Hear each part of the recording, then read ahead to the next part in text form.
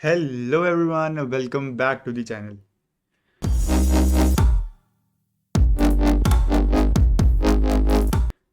तो जैसा कि पिछली वीडियो में मैंने आपको बोल दिया था कि अब जो ये आज वाली वीडियो है ये हमारी डिसोल्यूशन की कॉन्सेप्ट वाइज लास्ट वीडियो रहेगी एंड इसके बाद जो भी वीडियो आएगी वो प्रैक्टिकल क्वेश्चन की प्रैक्टिस ही होगी। तो आज की इस वीडियो में जो अपना बचा हुआ 15% पोर्शन है इस चैप्टर का वो क्लोज करते हैं। इस वाली वीडियो में partner capital account, cash and bank account में आपको बताऊंगा कि कैसे बनता है और क्या क्या चीज़ें उसमें इनकॉर्पोरेट करनी है।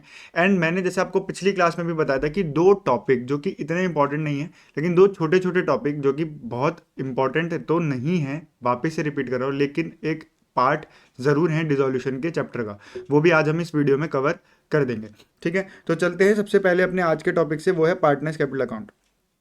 क्या पार्टनर्स कैपिटल अकाउंट में कुछ भी ऐसा है जो मुझे आपको एडिशनली बताना पड़ेगा? नहीं सर, ऐसा तो कुछ नहीं है, क्योंकि हम partners capital account from the very first day जब पार्टनरशिप स्टार्ट करी थी, उसके लेजर्स बनाना स्टार्ट करे थे, तो हमने वहीं पे ही कहीं सीख लिया था अपने शुरुआती दिनों में। तो पार्टनर्स कैपिटल अकाउंट में अगर आपको ध्यान रखना है तो ये चार चीज़ें ध्यान रखनी है। क्या क्या हैं वो चार चीज़ें? Transfer of balance in current account if any. अगर बैलेंस शीट में कोई भी करंट अकाउंट का बैलेंस आपको दिखता है तो डिसोल्यूशन के टाइम पे पार्टनर्स कैपिटल अकाउंट बनाते हुए आपको वो करंट अकाउंट के बैलेंसेस को कैपिटल अकाउंट में ट्रांसफर कर देना है। उसके बाद अगर कोई रिजर्व अनडिस्ट्रीब्यूटेड प्रॉफिट या लॉस है तो उसको भी ट्रांसफर कर देना है।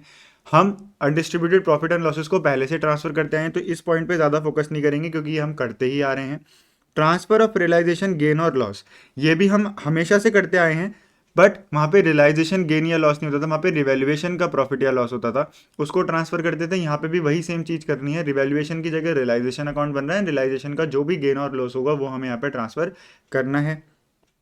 एंड लास्ट में जो भी पार्टनर की कैपिटल की सेटलमेंट हमें करनी है उसकी एंट्रीज यहाँ पे हमें पास करनी है। या तो पार्टनर को कैपिटल लेके आनी पड़ेगी डेफिशिएंसी को फुलफिल करने के लिए, या फिर पार्टनर की कैपिटल ज़्यादा होगी तो फर्म को वो कैपिटल रीपे करनी पड़ेगी।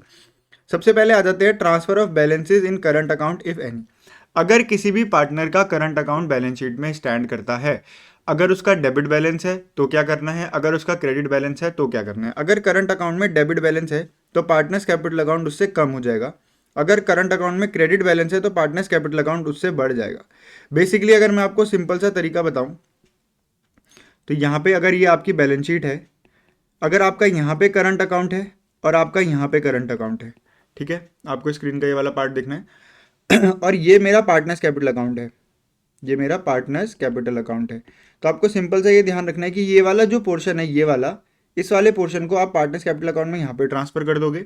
ये वाला जो पोर्शन है, इस वाले पोर्शन को आप यहाँ पे ट्रांसफर कर दोगे। Balances standing on the asset side are the debit balances, balances standing on the liability side of the balances are credit balances. तो क्रेडिट बैलेंसेस की वजह से आपकी जो कैपिटल है वो इंक्रीज हो जाती है, डेबिट बैलेंसेस की वजह से आपका जो कैपिटल है वो डिक्रीज हो जाता है। यहाँ तक तो कोई दिक्कत नहीं होनी चाहिए मेरे ख्याल से। ये आप चीज ये वाली चीज़ें शायद आपको क्लियर होंगी। तो वही जर्नल एंट्री मैंने आपको पास करके दिखाई है कि अगर मेरा क्रेडिट बैलेंस है, अगर मेरे अकाउंट का करंट अकाउंट का बैलेंस क्रेडिट बैलेंस है तो क्रेडिट बैलेंस में मैं अपनी कैपिटल को बढ़ा दूंगा, तो एंट्री हो जाएगी पार्टनर्स का current account debit to partners capital account. अगर मेरे बैलेंस शीट में करंट अकाउंट का डेबिट बैलेंस है तो मैं पार्टनर्स कैपिटल अकाउंट को कम कर दूंगा, तो partners capital account debit to partners current account entry हो जाएगी। क्लियर है? Second point is on transfer of reserve और अनडिस्ट्रीब्यूटेड प्रॉफिट एंड लॉसेज। अगर कोई भी अनडिस्ट्रीब्यूटेड प्रॉफिट या लॉस है, सेम वही चीज, अगर आपकी लाइबिलिटी साइड कोई भी रिजर्व कोई भी प्रॉफिट दिखता है तो आप पार्टनर्स की कैपिटल को इंक्रीज कर दोगे, तो एंट्री हो जाएगी रिजर्व, एक्यूमुलेटेड रिजर्व यानी कि कोई भी रिजर्व या भी पीएनएल का credit balance to partners capital account. और अगर आपको एसेट साइड कोई भी बैलेंस दिखता है यानी कि एक्यूमुलेटेड कोई लॉस खड़ा है, कोई डेफर्ड रेवेन्यू एक्सपेंडिचर है, तो उसकी वजह से आप पार्टनर्स कैपिटल को कम कर दोगे, तो एंट्री हो जाएगी partners capital account debit to PNL का डेबिट बैलेंस या फिर कोई डेबिट रेवेन्यू एक्सपेंडिचर जैसे कि एडवर्टीजमेंट सस्पेंस अकाउंट एग्जाम्पल। ठीक है।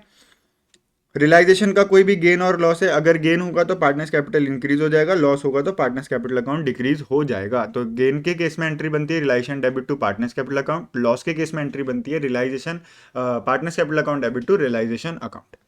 क्लियर है? Last and fourth point, settlement. अगर पार्टनर की कैपिटल ज्यादा है, अगर पार्टनर की कैपिटल ज़्यादा है तो ऑटोमेटिकली हमें पार्टनर को कैपिटल रीपे करनी होगी।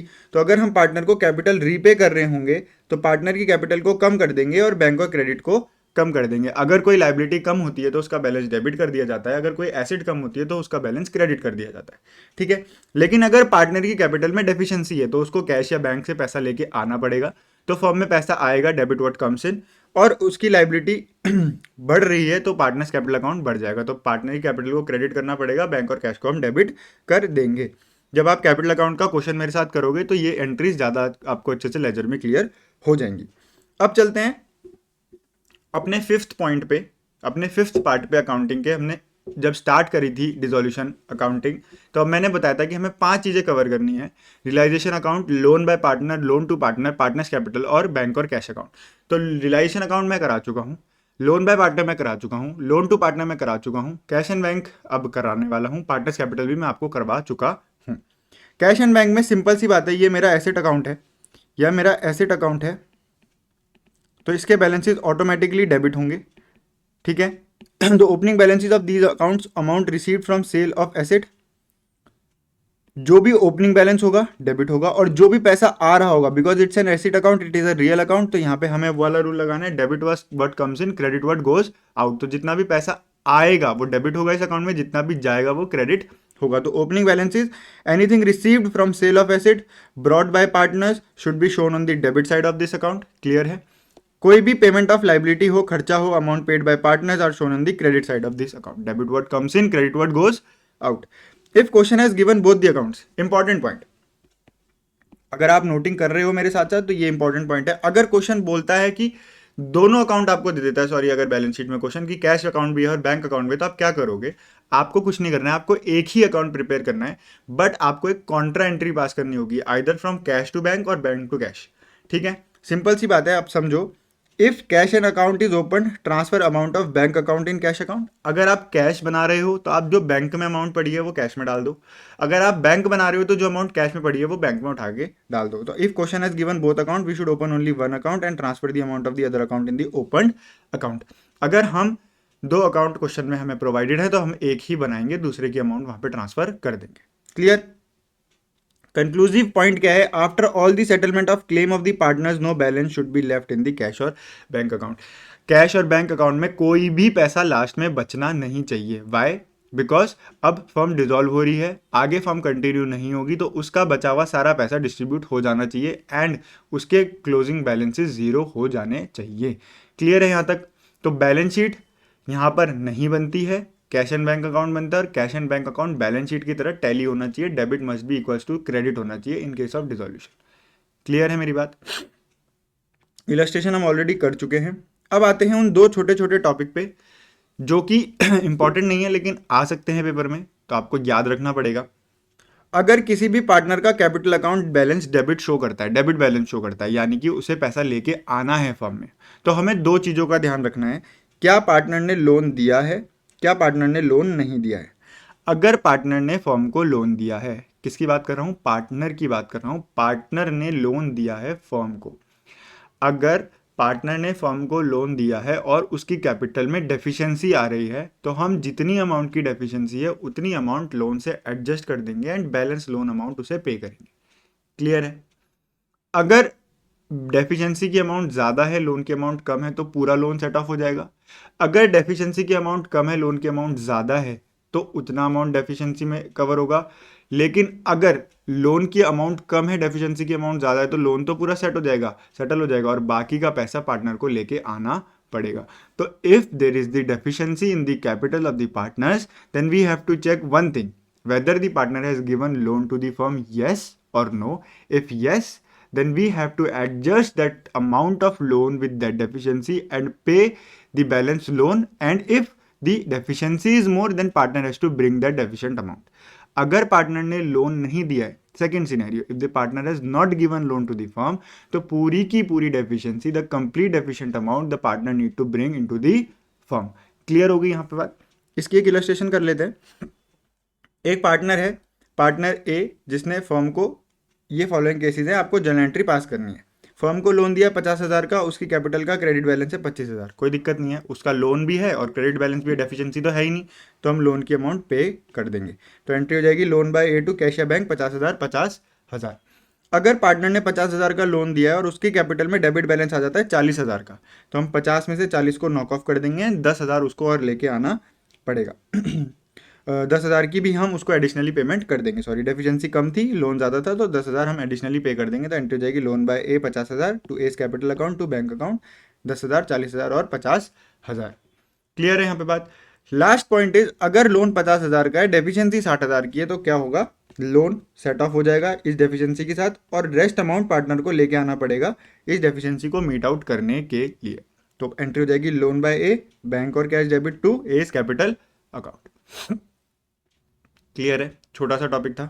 ठीक है, आगे चलते हैं। लास्ट टॉपिक आज की इस वीडियो का, और वीडियो को यहीं पे खत्म करेंगे। उसके बाद अगली जो भी डिसोल्यूशंस की वीडियो आएंगी वो प्रैक्टिस सेशंस होंगे, प्रैक्टिकल क्वेश्चन करवाऊंगा और आपकी और ज़्यादा प्रैक्टिस हो जाएगी। अब अगर हमारे पास सन्ड्री एसिड ही नहीं गिवन है क्वेश्चन में, मान लो क्वेश्चन ऐसा है जिसमें आपको एसिड की वैल्यू ही गिवन नहीं है, उसकी रिलाइज्ड वैल्यू गिवन है और लाइबिलिटी की अमाउंट गिवन है, तो आप क्या करोगे, आपको एक छोटा सा अकाउंट बनाना पड़ेगा, memorandum balance sheet. What is memorandum balance sheet? जब भी हम किसी इरेगुलर पीरियड के लिए या फिर बैलेंसिंग फिगर्स निकालने के लिए किसी अकाउंट को बनाते हैं तो उसको नाम मेमोरेंडम दे देते हैं। क्लियर है इतनी बात? तो आपको मेमोरेंडम वर्ड का मीनिंग तो कोई नहीं पूछेगा, फिर भी मैंने बता दिया। अगर आप इरेगुलर पीरियड यानी कि लेस देन 12 या मोर देन 12 मंथ्स के लिए कोई भी चीज़ बना रहे हो तो उसको मेमोरेंडम बोलोगे, या फिर अगर आपको कोई बैलेंसिंग फिगर निकालना है तो भी आप उसको मेमोरेंडम नाम दे सकते हो। ठीक है। अब कभी कभी क्वेश्चन में क्या होगा कि बैलेंसेस ऑफ पार्टनर्स कैपिटल और अदर लाइबिलिटी, यानी कि लाइबिलिटी साइड आपको पूरी तरीके से गिवन होगी और आपको एसेट की टोटल वैल्यू गिवन नहीं होगी, नॉट गिवन। तो क्या बैलेंस शीट में लाइबिलिटी एसेट के बराबर होती है, तो जितने की लाइबिलिटी उतने की एसेट, तो बैलेंसिंग फिगर क्या होगा, मेरा एसेट होगा, तो इसमें तो कोई कॉम्प्लिकेसी है ही नहीं। और आपको रियलाइज्ड वैल्यू गिवन होगी एसेट की, तो आपको रियलाइजेशन अकाउंट बनाना ईजी हो जाएगा। पहले आप मेमोरेंडम बैलेंस शीट बनाओगे, बैलेंसिंग फिगर से एसेट की बुक वैल्यू निकालोगे, फिर जब आप रियलाइजेशन अकाउंट बनाओगे तो उस बुक वैल्यू को ट्रांसफर करोगे एंड उसके बाद जो रियलाइज्ड वैल्यू गिवन है उससे आप उसको रियलाइज कर दोगे। सिंपल है। इसका भी एक क्वेश्चन आपको अगली वीडियो में करा दूंगा, ज़्यादा इंपॉर्टेंट नहीं है, छोटा सा टॉपिक है। और इसी के साथ, इस लास्ट वीडियो के साथ, आई डोंट रिमेंबर कि ये कौन सा पार्ट है, may be 11th 12th part होगा शायद। 12 छोटे छोटे पार्ट्स में आपका पूरा डिसोल्यूशन कंप्लीट रेगुलर क्लास के जैसा मैंने यहाँ पे कराया। जो भी बच्चा डिसोल्यूशन नहीं कर रखा होगा जिसने अभी तक, वो डिसोल्यूशन यहाँ से 100% विद प्रैक्टिकल क्वेश्चन कर सकता है। ऐसा नहीं है कि डिसोल्यूशन खत्म हो गया, कॉन्सेप्ट खत्म हो गए, लेकिन अभी प्रैक्टिकल क्वेश्चंस की प्रैक्टिस सेशन आना बाकी है। पेपर अभी काफ़ी दूर है, आप चाहो तो पूरा सिलेबस 100% यहाँ से कवर कर सकते हो। ठीक है, तो होप आपको डिसोल्यूशन के चैप्टर में तो मज़ा आया होगा, अच्छे से समझ भी आई होंगी चीज़ें। कोई भी ऐसी चीज़ जो समझ ना आई हो, आप प्लीज़ कमेंट बॉक्स में कमेंट करके मुझसे पूछ सकते हो। इस वीडियो को यहीं पे क्लोज करते हैं। Thank you for watching this video. Saying it again, अगर आप चैनल पर नए हो तो please please please subscribe to my channel, press the notification bell ताकि आपको नोटिफिकेशन मिल जाए, and do share it with your friends ताकि वो भी इस चीज़ का बेनिफिट उठा सके। ठीक है, bye bye, will meet you in the next session. तब तक के लिए stay connected, stay fit and stay happy. जय हिंद।